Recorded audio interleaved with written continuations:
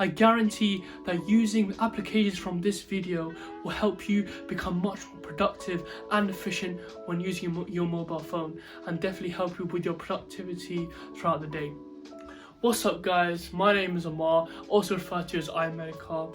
I am currently a third year medical student in the UK, and in this video I am going to be showing you the next set of applications that will help me with my productivity, my organisation, and also how I manage my social media, marketing, and also the business side of things as well.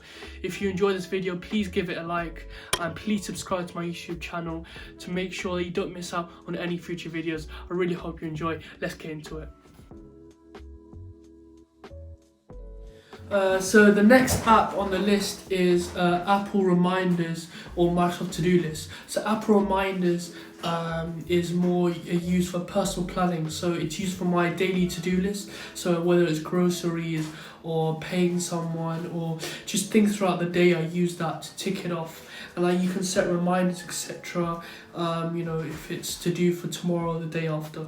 Microsoft To-Do List is used for more project management roles and organizational roles. So if you want to delegate tasks to certain people, you can do so with Microsoft To-Do List. And you can also access this on your laptop as well. So it's very handy for more project type stuff. So the next app I want to talk about is Apple Files.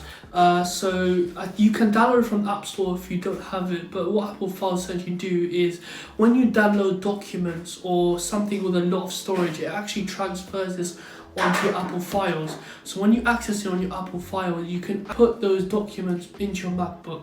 Or for example, if you want to access a Word document on your phone, you can use Apple Files to transfer that on Apple Files on your MacBook, and then that will transfer onto your phone. So this is very good when you're transferring documents or things which are high yield, which the phone may not able to download or view with quick access. So the next app is Drafts. It's called Drafts. So as the name says, it helps you in drafting messages. So usually I would use this when I'm creating my social media captions, when I'm creating maybe a piece for a blog, maybe writing my hashtags, just things that I use when I post for social media purposes. Now in Drafts, the drawback is that it doesn't save automatically, and you have to copy it into another app if you want to save what you've written. So I guess that is the drawback behind it, and that's why I use Apple Notes in conjunction with Drafts. So the first app I want to mention is called Story Art, and I'm going to also introduce Mojo as well. So Story Art and Mojo are both apps which help you create really unique and creative stories. Maybe for your Instagram, for your Snapchat. So if you run a business or organization, or if you're an influencer, it's really good when you're promoting products or events, etc. And it's got really cool templates you can use, and the best thing about it is that it's very customizable, and you've got a lot of options to play with. So I definitely recommend that if you're a content creator. Next one is very, very handy. It's called Instaspacer. So for some reason, what happens is the Instagram algorithm doesn't let you actually have a caption with indents in it. So Instaspacer, what it does is I put my captions onto Instaspacer, and then it automatically indents all the different lines, so it posts exactly in that format when I post it on Instagram or Facebook.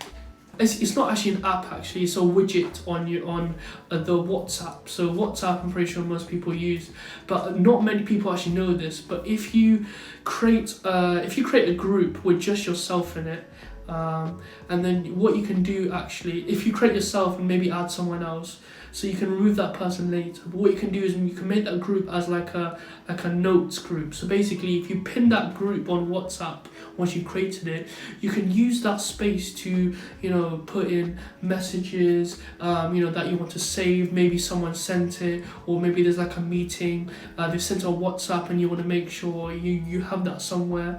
You can do that. If you want to create messages, you can draft messages you want to send on WhatsApp later using WhatsApp notes. Or if you want to save a poster, for example, or a message for someone, it's really good in that. And the best thing is you can access it very easily when you go into your WhatsApp app.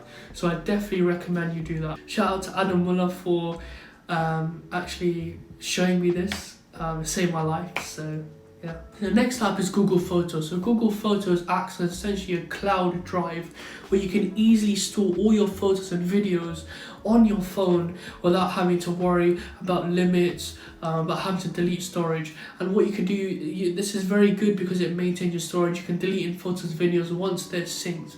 And all you have to do is go on the app and it automatically syncs it. So it's really good for that. So the next category, I'm going to talk more about video creation and how I use my phone to help me do that. So the first one I'm going to tell you is about Insta Layout and Insta Shot. So Insta Layout helps you to create these really cool looking images where you've got 4 images cropped into one, like a collage essentially. Just helps me with some of the content I'm creating. So InstaShot is an alternative to video editing. So if you don't have access to a really big software, InstaShot actually does the job. Because basically InstaShot you can add text, you can split clips, you can add different frames to it, you can add slow motion, different effects onto it. It still looks quite professional, in fact, and I have used it in a few of my videos I've created on my Instagram if you want to check my Instagram out. Another one I'd like to mention is Focus. So there's Focus and Focus Live. So Focus Live, actually these apps help me with creating these blurry effects behind the screen when I'm talking. So I'm going to use it in the future in my videos.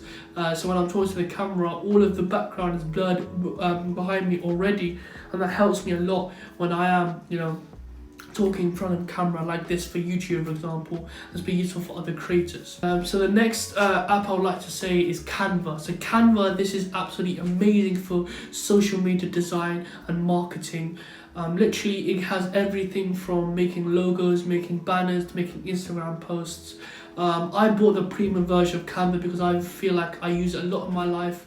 So, using Canva on your phone helps you to create things on the go or access posts you made for content creation. You can easily download it from your phone. So now let's move on to health and fitness. So in the health and fitness category, I'm going to talk about a bit of the apps I use when I'm doing running or cycling. Nike Run Club I absolutely love, and the reason why I love this is because they have set workouts actually based on the distance you're going for. Maybe 4 kilometers one day, or tomorrow I want to do 6 kilometers, or maybe I want 6 kilometers with less intensity. I'm allowed to do that because it's got individual one-to-one coaches, which actually, when you go on the run, they actually guide you through the whole process. So it actually feels like I've already got a coach beside me. I'm running with a coach. That's the impact that app has created, and that's helped me so much and to motivate me in some of the tough runs that I do, across the past few months. So for gym, I'm sure most of you are gym lads, so you love the apps that I'm going to use here. So the first app I'd like to talk about is in terms of, I think it's called Gym Guide. So Gym Guide, I've used it for quite a long time. The reason I use this is because it helps you to easily, firstly, track your sets, your rep, repetitions, your weights, and it's very customizable. And the best thing is that it literally has all the workouts. Literally has every workout you can think of. I think in this app it's also got you tutorials on how to do those exercises and videos alongside it. So it's very useful, when you're looking at, when you want to do some exercises or some different exercises. Now another app I'd like to share with you on the diet side is MyFitnessPal. Now you've probably heard this from a lot of other people, but MyFitnessPal is really good at tracking your calorie intake during the day and making sure that you're either in a calorie deficit, or maybe you want to eat, in a calorie surplus. The best thing is about MyFitnessPal is it's got every single food like you can think of. So for me, because I'm Asian, I usually have intercontinental dishes, Indian dishes, Pakistani dishes, and sometimes some apps can't track that and how much calories are in that. So that's why MyFitnessPal is useful for me. Right, so that is all the apps I use on my phone. I just want to round this video with a bit of advice on how you can further maximize the time you are on your phone and use your phone efficiently as possible. I actually try and track my screen time I use on my iPhone, so you can do that in some iPhones on your settings, or on some other apps like Instagram, you know, where people use a lot of time, literally on TikTok as well. They waste so much more time, but they don't realize that. And what you can do, you can actually add restriction settings on your apps, on your Instagram, like for example 1 or 2 hours, and it asks you to exit the Instagram, and you can do that, which is very good tool you can use. In general, when adjusting notification settings, make sure that you're in a quiet, relaxed environment, and make sure that you are in a state of workflow, and make sure that your phone is somewhere away from you, away from that room, whatever you're doing. Because, you know, as soon as a notification pops up, our central incentive is to go look that message. You know, we don't want to miss that message, but we have to get this circle out. You know, we have to get circuit out of our brain and actually think, you know, that's not important. I'll focus on my work first, get that done, you know, and then once I've got enough time, then I look at my phone, my messages. So thank you for watching my video. I hope you found this really useful. So all I'd like to do, because I've just started YouTube, I'd be so grateful if you can like, subscribe, even comment on my video on what you'd like to see on the YouTube platform. Yeah, I'll give you more information about that later, but for now, peace.